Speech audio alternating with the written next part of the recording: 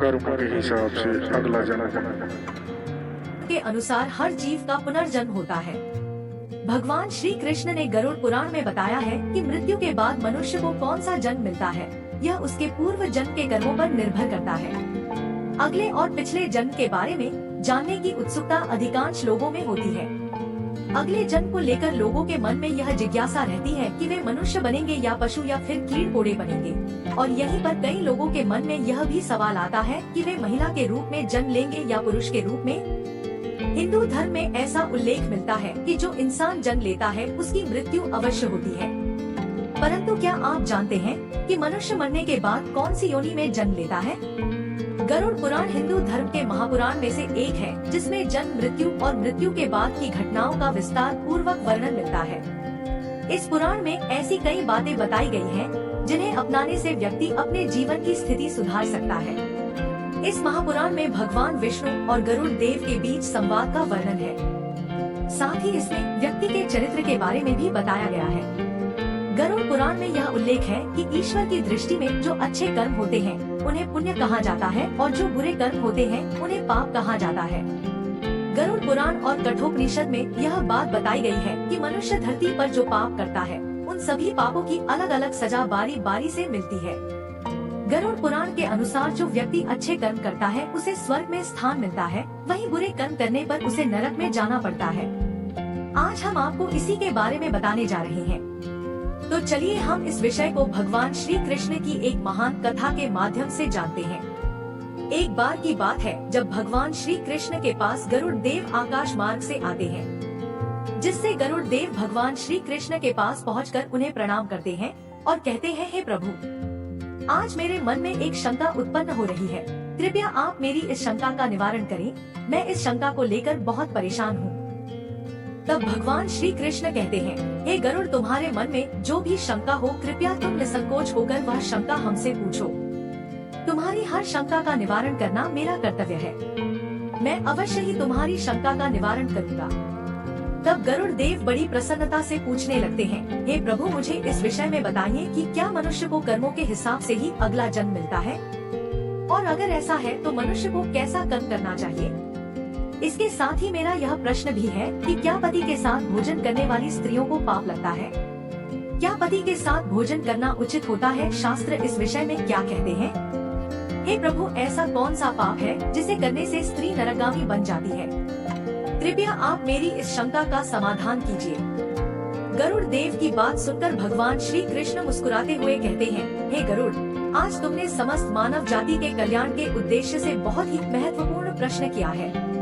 हे गरुड़, तुमने जो प्रश्न किया है उसका समाधान मैं अवश्य बताऊंगा, लेकिन तुम्हें इसका समाधान देवी सुधा की कथा सुनने से मिलेगा। हे गरुड़, आज मैं तुम्हें रानी सुधा की कथा सुनाता हूँ, जिससे तुम्हारी सभी शंकाओं का समाधान मिलेगा। इस प्राचीन कथा में तुम्हारे सभी प्रश्नों के उत्तर मिल जाएंगे, इसीलिए इस कथा को ध्यान पूर्वक सुनो। भगवान श्री कृष्ण से यह सुनकर गरुड़ देव कहते हैं, हे प्रभु, मैं इस कथा को अवश्य ध्यान पूर्वक सुनूंगा। कृपया आप इस कथा को मुझसे कहिए। तब भगवान श्री कृष्ण कथा को सुनाना आरंभ करते हैं और कहते हैं, हे गरुड़, प्राचीन काल की बात है, कौशल देश में महाराज देव राज्य करते थे। वे धर्म का पालन करने वाले गुणवान, चरित्रवान और अत्यंत कुशल सम्राट थे। उनका विवाह काशी नरेश की पुत्री सुधा के साथ हुआ था। सुधा सत्य व्रत का पालन करने में तत्पर, गुणवान, चरित्रवान तथा एक महान पतिव्रता स्त्री थी। महाराज देव पुण्यात्मा थे। उन्होंने अनेक यज्ञ किए और पुण्य के कई कार्य किए। उन्होंने देवालय बनवाए, पोखरे खुदवाए, वाटिकाएं बनवाई और वे सदैव साधु संतों की रक्षा में तत्पर रहते थे। महाराज देव के नगर के समीप एक घना जंगल था और उस जंगल में एक विशाल और भयंकर आकार वाला सुअर अपनी पत्नी और पुत्रों के साथ रहता था। वह सुअर इतना बड़ा था कि लोग उससे डरते थे। उस सुअर के डर से मनुष्य उस वन के मार्ग से जाने से घबराते थे। फिर जब यह बात महाराज देव को पता चली तो उन्होंने उस सुअर का शिकार करने का निर्णय लिया। एक दिन महाराज अपनी पत्नी सुधा और अनेक सैनिकों तथा कुत्तों को लेकर उस वन में सुअर का शिकार करने के लिए निकल पड़े। देव बड़े ही पराक्रमी थे। उन्होंने अनेक विशालकाय शेरों और राक्षसों का वध किया था। इसीलिए वे इस भयंकर सुअर से नगरवासियों की रक्षा करने के लिए उस वन में शिकार करने पहुँचे। जब उस भयंकर आकार वाले स्वर ने महाराज देव को वन की ओर आते देखा तो वह अपनी पत्नी से कहने लगा, हे प्रिय, देखो यह कौशल देश के महान सम्राट देव हैं। वे महापराक्रमी और महातेजस्वी हैं और वे इस वन में मेरा शिकार करने के लिए आ रहे हैं। उनके साथ बहुत से कुत्ते और शिकारी हैं। इसमें तनिक भी संदेह नहीं कि वे मुझ पर प्रहार करेंगे। महाराज बड़े पुण्यात्मा हैं। यह राजाओं के भी राजा हैं। समस्त विश्व इनके अधीन है। फिर वह स्वर अपनी पत्नी से कहने लगा, हे प्रिय, मैं तुम सबकी रक्षा करने के लिए अपना पराक्रम दिखाते हुए महाराज के साथ युद्ध करूंगा। अगर युद्ध में मैंने उन्हें पराजित कर दिया तो तीनों लोकों में मेरी कीर्ति हो जाएगी, और यदि मैं उनके हाथों मारा भी गया तो मुझे इस सुअर की योनि से छुटकारा मिल जाएगा और मैं विष्णु लोक को चला जाऊंगा। मेरे पिछले जन्म के पापों के कारण ही मुझे स्वर का जन्म मिला है। फिर उसकी पत्नी बोली, हे नाथ, हमारे बच्चे आपके ही पराक्रम और साहस के कारण इस वन में निर्भय होकर विचरण करते हैं। वह कोमल कोमल फूलों का आहार ग्रहण करते हैं। आप ही के कारण इन्हें शेर, सियार आदि जंगली जानवरों का भय नहीं है। आपके बिना हम असहाय हो जाएंगे। आपके बिना मेरा जीवन भी नष्ट हो जाएगा। फिर स्वर ने उत्तर दिया, हे प्रिय, तुम वीरों के धर्म को नहीं जानती हो। यदि शत्रु वीरों को युद्ध के लिए ललकारे तो वीर पुरुष को लोभ और भय से कायर की भांति छिपकर नहीं भागना चाहिए। ऐसे पुरुष को 1000 युगों तक नरक में डालकर पकाया जाता है। वीर पुरुष अगर शत्रु का सामना करता है और लड़ते हुए वीर गति को प्राप्त होता है तो उसे मृत्यु के बाद दिव्य लोक की प्राप्ति होती है। फिर स्वर ने अपनी पत्नी और बच्चों से कहा, तुम सब पर्वत की गुफा में छिप जाओ। मैं अपने धर्म का पालन करने के लिए महाराज देव से युद्ध करूंगा। फिर सुअर की पत्नी ने अपने बच्चों से कहा, बच्चों, आज युद्ध भूमि में कुछ अतिथि आए हैं। उनका सत्कार करने के लिए और उनसे युद्ध करने के लिए तुम्हारे पिता जा रहे हैं। तुम लोग पर्वत की गुफा में जाकर छिप जाओ, क्योंकि महाराज देव बड़े बलवान हैं और इस युद्ध में हमारा संहार कर डालेंगे। फिर सुअर के छोटे बच्चे बोल पड़े, हे माँ, हम अपने माता पिता को संकट में छोड़कर भागने का पाप नहीं करेंगे। हम शत्रु को परास्त करेंगे और आपके साथ युद्ध में शामिल रहेंगे। फिर वह सुअर, उसकी पत्नी और उसके बच्चे सभी युद्ध के लिए तैयार हो जाते हैं और युद्ध भूमि की ओर बढ़ते हैं। महाराज देव अपनी सेना के साथ उस स्थान पर पहुंचते हैं। सुअर के परिवार और महाराज के सैनिकों के बीच भीषण युद्ध होता है। सुअर अपने दांतों से सैनिकों को मारने लगते हैं और सैनिक अपने भालों से सुअरों को मारने लगते हैं।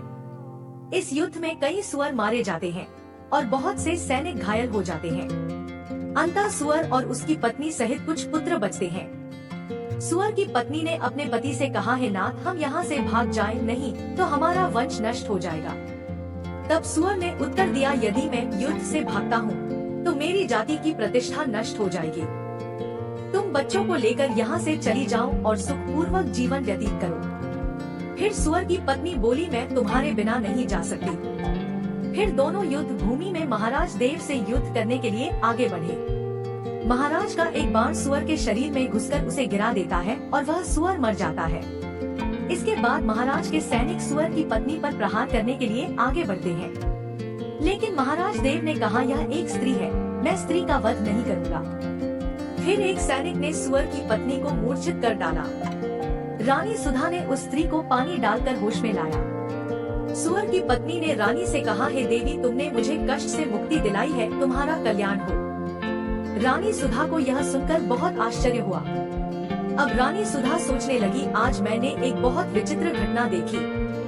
यह सुवर्ण तो मनुष्य की वाणी में सुंदर और स्पष्ट संस्कृत बोल रही है। फिर रानी सुधा ने उस सुवर्ण से पूछा, है भद्रे, तुम कौन हो?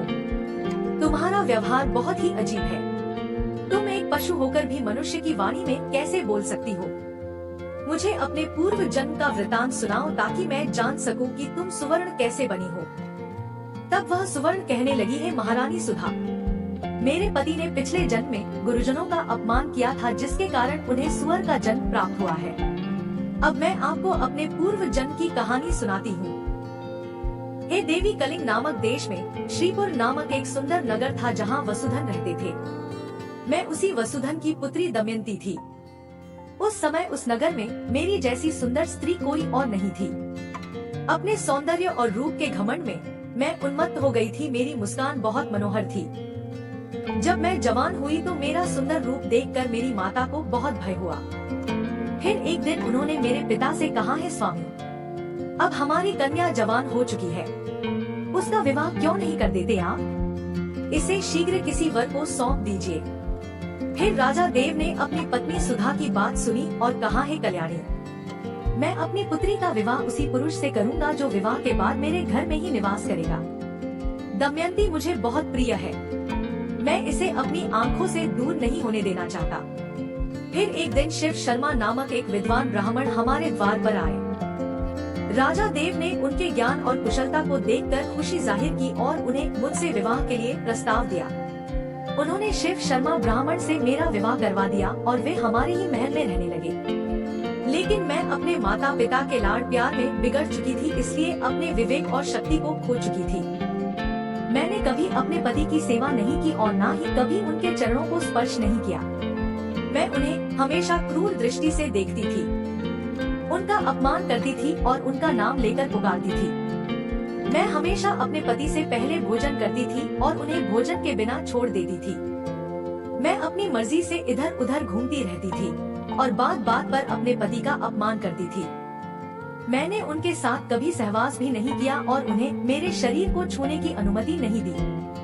शिव शर्मा बहुत शांत स्वभाव के थे और उन्होंने मुझे कई दिनों तक सहन किया, लेकिन एक दिन वे अत्यंत दुखी होकर मुझे छोड़कर चले गए। मेरे पति के जाने के बाद राजा देव बहुत दुखी हो गए और रानी सुधा से कहा है प्रिय, हमारी पुत्री दमयंती ने हमारे दामाद को छोड़ दिया, वह पापचारिणी और दुष्ट है। क्या मैं जानता था कि हमारी पुत्री दमयंती इतनी दुष्ट और कुल नाशिनी होगी?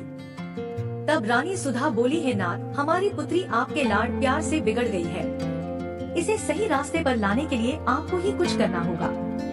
तब राजा देव ने क्रोधित होकर मुझसे कहा, अरे दुष्टा, हमारे कुल में कलंक लगाने वाली दुराचारी, तेरे कारण ही हमारा दामाद शिव शर्मा हम सबको छोड़कर चला गया।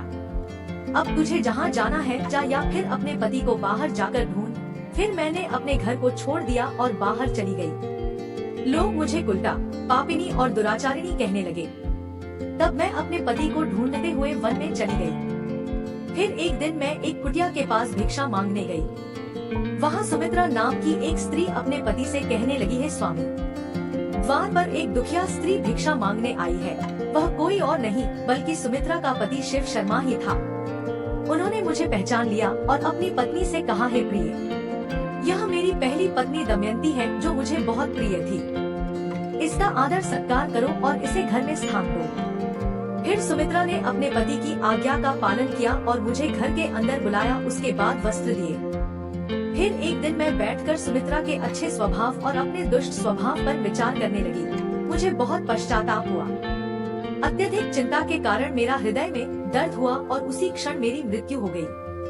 फिर यम के 2 दूत मुझे लेने आ गए और मुझे उठाकर यमलोक ले गए, जिससे वहाँ पर यमराज ने मेरा लेखा जोखा देखा और अपने दूतों से कहा है, दूतों, इस पापिनी स्त्री ने अपने पति का बहुत अपमान किया है। यह पति से पहले ही भोजन कर लेती थी, अपने पति को नाम से बुलाती थी, उससे घर के काम करवाती थी। इसीलिए इस कुलटा स्त्री को ले जाकर नरक में डाल दो। फिर यमदूत मुझे नरक में ले गए और उन्होंने मुझे जलते हुए अंगारों में डाल दिया, जिससे लोहे के जलते हुए पुरुष बनाकर मुझे उन्हें आलिंगन दिलवाया। वहाँ नरक में मुझे अनेक वर्षों तक कष्ट भोगने पड़े। फिर नरक की सजा भुगतने के बाद यमराज ने मुझे सुवर्ण के जन्म में डाल दिया। हे महारानी, इस प्रकार से मैंने आपको मेरे पूर्व जन्म का वृतांत सुना दिया है। कृपया अब मुझे इस जीवन से मुक्ति दिला दो। आपने अपने पति की बहुत सेवा की है, इसीलिए मुझे आपका थोड़ा सा पुण्य प्रदान करो। फिर रानी सुधा महाराज के पास जाती है और उनसे कहती है, हे स्वामी, अब मैं क्या करूं? आप जो आज्ञा देंगे मैं वही करूंगी। फिर महाराज देव कहते हैं, हे प्रिय, यह बेचारी बहुत दिनों से बहुत ही दुख भोग रही है, अब तुम अपने पुण्य से इसका उद्धार करो। महाराज देव की आज्ञा लेकर रानी सुधा ने सुवर्ण से कहा है, देवी, मैं अपने 1 वर्ष का पुण्य तुम्हें प्रदान करती हूँ। रानी के इतना कहते ही उस सुवर्ण के प्राण चले गए और उसके शरीर से एक दिव्य स्त्री प्रकट हुई।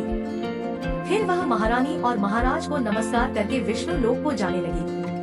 अब भगवान श्री कृष्ण कहते हैं, हे गरुड़ देव, अब तो आपको पता चल ही गया होगा कि मनुष्य जैसा कर्म करता है वैसा ही उसे फल मिलता है। हे पक्षीराज गरुड़, गधा, कुत्ता, बिल्ली, सांप, बंदर, गिरगिट, बकरा, भेड़िया, गाय, कछुआ, कीड़े कोड़े, कोई भी पशु पक्षी, पेड़ पौधे, अर्थात किसी भी जन्म में जो व्यक्ति जन्म लेता है वह पापी होता है और उसे अगले जन्म में यह स्थिति उसके पिछले जन्म के कर्मों के आधार पर मिलती है। कभी कभी जब बालक का जन्म होता है तो उसमें कई प्रकार के दोष होते हैं। कई बार बालक किन्नर के रूप में पैदा होता है या शारीरिक दोषों के साथ जैसे विकलांग पैदा होता है। यह सब कुछ उसके पिछले जन्म के कर्मों के आधार पर होता है। शिशु जब माँ के गर्भ में रहता है तो उसे पिछले जन्म की सारी बातें याद रहती हैं। फिर वह दुखी होकर ईश्वर से प्रार्थना करता है कि इस जीवन में वह सत्कर्म करेगा और भगवान का नाम जपेगा। लेकिन जब वह पृथ्वी लोक में आता है तो ईश्वर उसकी स्मृति समाप्त कर देते हैं और वह फिर से मोह माया में उलझ जाता है। अब मैं आपको बताता हूँ कि किस पाप के कारण कौन सा जन्म मिलता है। कछुए का जन्म उस व्यक्ति को मिलता है जो अपने माता पिता को कष्ट पहुँचाता है या भाई बहन को सताता है, उसे कछुए के रूप में जन्म मिलता है। बंदर की योनि उस व्यक्ति को मिलता है जो अपने मालिक का विश्वास तोड़ता है, उसे बंदर की योनि मिलती है। कुत्ते की योनि जो धर्म का अपमान करता है और पूजा पाठ नहीं करता, उसे कुत्ते का जन्म मिलता है। जो अपने सच्चे मित्र का अपमान करता है वह गधे की योनि में जन्म लेता है। कीड़े मकोड़े की योनि जो दूसरों की निंदा करता है और बुरा बर्ताव करता है, वह कीड़े कोड़े की योनि में जन्म लेता है। इसके बाद जो व्यक्ति पराई स्त्री से संबंध बनाता है वह नरक में जाता है और कई योनियों में जन्म लेने के बाद अंत में भेड़िया, कुत्ता, सियार, गिद्ध, सांप, कौवा और बगुला बनता है। इस प्रकार की योनियों में जन्म लेने के बाद वह फिर से मनुष्य जन्म पाता है। जो व्यक्ति किसी स्त्री के साथ जबरदस्ती संबंध बनाता है उसे नरक भोगने के बाद किन्नर के रूप में जन्म मिलता है।